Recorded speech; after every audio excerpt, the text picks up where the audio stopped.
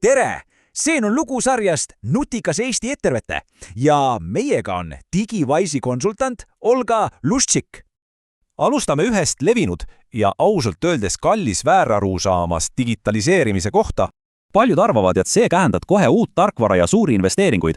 Aga kas see on alati nii?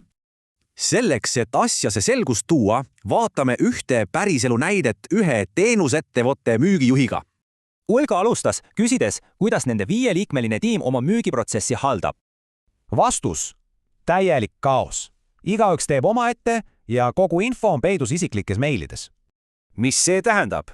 Kui keegi on puhkusel, siis tema klienti lihtsalt keegi aidata ei saa.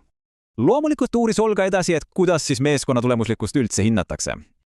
Ja siit kooruski välja juhi suurim mure. Otsuste tegemiseks pole lihtsalt infot. Aga peale protsessi kaardistamist selgus, et lahendus oli üllatavalt lihtne. Selgus, et polnudki vaja midagi uut osta. Vajalik tarkvara oli ettevõttes juba olemas. Nad juba maksid Pipedrive'i eest, aga kasutasid sellest vaid imetillukest osa.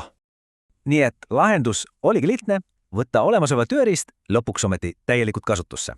See avas 5 suurt uuendust, mis tõid meeskonda läbipaistvuse ja efektiivsust.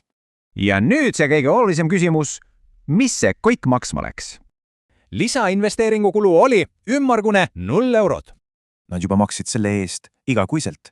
Mingit uut eelarvet polnudki vaja. Aga tõeline muju. Poole aasta pärast näitasid andmed selgelt, kes teeb tööd ja kes mitte. Muutus oli tohutu. Oletamisest ja kaosest sai andmepõhine ja läbipaistev töö. Ja see lugu pole ainulaadne. Digitaliseerimine ei tähenda alati uue asja ostmist. Probleem pole tihti tarkvaras, vaid selles, et protsess on lihtsalt läbi mõtlemata. Nii et mõelge korraks, millised võimsad tööriistad ootavad teie enda ettevõttes avastamist?